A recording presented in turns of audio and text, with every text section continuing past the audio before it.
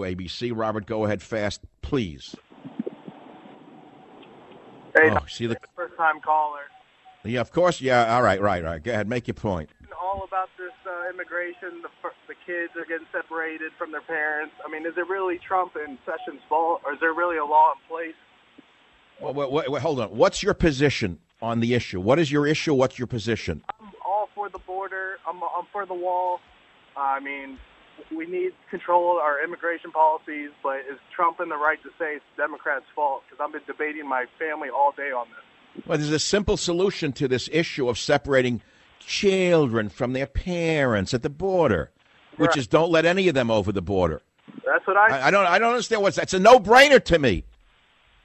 Why would you separate children from parents if you're going to let that be a political issue that destroys your border policy and therefore dissolves your nation? You say to them, I'm sorry, you're not coming in, period. Get online like everybody else. That's exactly what I've been saying. I just wanted to hear. There you go. I mean, does common sense no longer work? Otherwise, you may as well erase your borders and let 1 billion people come over. That's all. What else do you need to know? Nothing. Thanks for the call. I don't understand it. Why can't people put two and two together? What are they mumbling for and fumfering? Why did you do this? Why do you separate children? You're going to let the left do this to you? Say, well, we don't want to separate children from their parents. You're right. So therefore, we're not letting anybody in illegally. Next case. Well, what else do you want to know? Otherwise, there's no reason for borders, no reason for immigration rules. That's all. You want me to tell you a story? Again, I'm not going to get out the violin. When my grandfather came here, he had to wait 8 years to bring in my grandmother and 2 children. He had to save enough money to bring them in legally. 8 years. They didn't come to the border with a crybaby story, with a bunch of communist lawyers from NYU waiting for them, with cue cards on what to say about racism.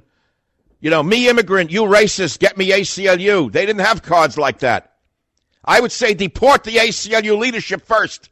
That's what you do. You want to stop this madness?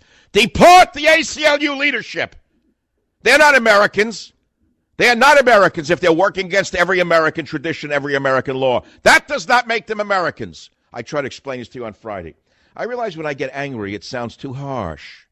And many women hang up the show. They get scared. They don't want a man showing any signs of anger, any signs of testosterone. They don't want a man sounding like a man. They want him to sound like a Metro, someone from Canada. They want me to sound like Trudeau. They want me to put ballet slippers on my tongue. But I don't wear ballet slippers on my tongue. I wear combat boots on my tongue.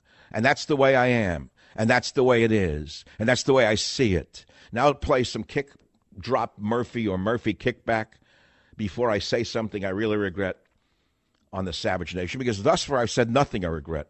Because I said it on Friday, the same thing in a different way. But you didn't hear it because I didn't yell. So you demand I yell? I'll yell. That's all. What's this garbage?